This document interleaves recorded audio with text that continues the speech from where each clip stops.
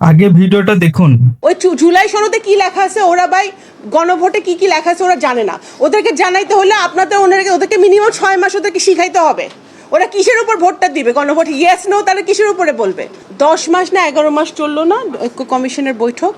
এই আপু মনে করছে যে আমরা এখনো 1971 সালে আছি, যে আমরা কিছু বুঝতে পারি না। হ্যাঁ, আমাদের ওই রেডিও, ওই বিটিভি চ্যানেল দেখে সবকিছু শুনতে হবে না।